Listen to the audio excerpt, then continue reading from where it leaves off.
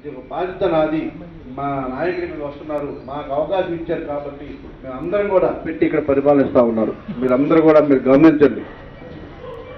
ఆ తిమ్మింగళాన్ని బట్టి ఇలా బాబు సొమ్మైనట్టు వీడి దగ్గరికి వెళ్ళడం, వీడంతా వాళ్ళకి ఇవ్వాలి కొంత డబ్బులు కలెక్ట్ చేయడం, మళ్ళీ తీసుకుని మళ్ళీ కట్టేది, ఇదే కార్యక్రమం చేస్తా ఉన్నాం. ఈ మధ్యకాలంలో అవి ప్రతి 5 రోజుల పాపం పండుద్ది.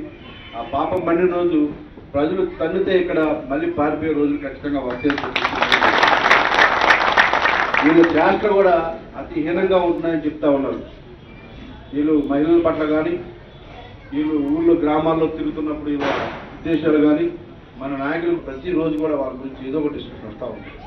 ఇలా చెప్తా ఉన్నాం, పరిస్థితి వస్తే మీరు ఖచ్చితంగా నేను హెచ్చరిస్తూ ఉన్నా. మరి ఈరోజు ఎమ్మెల్యే గారు ఇవాళ ఆయన్ని పక్కన పెట్టారు. మరి ఎన్ని రకాలుగా బ్యాట్లు అన్ని రకాలుగా తీసుకుని అధికారులకు వచ్చారు. మొన్న ఈ మధ్యకాలంలో నిన్ను ఎక్కడో పెట్టి గెలిపించారు, నువ్వు ఎక్కడ పడిపోయావు చూసుకోవచ్చు ఒక ర్యాంక్ ఇచ్చారండి.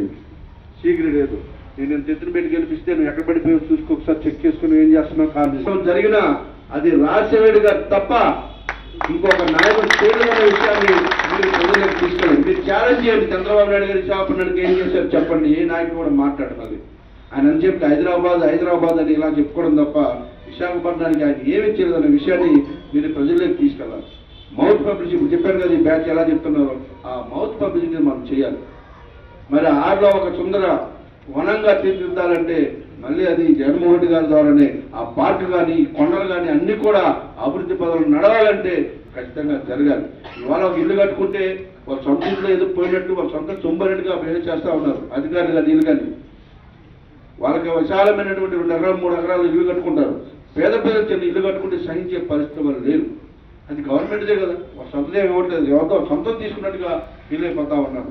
మరి భవిష్యత్తులో విశాఖపట్నంలో నాకు ఇల్లు లేదు అని ఒక్కరు కూడా అనకూడదన్న ధ్యేయంతో మనం పనిచేసి రేపు జగన్మోహన్ రెడ్డి గారిని మన ఈ రాష్ట్రానికి ముఖ్యమంత్రి చేసుకుంటే ఆ పరిస్థితి నుంచి మనం పూర్తి స్థాయిలో బయటకు వస్తాం.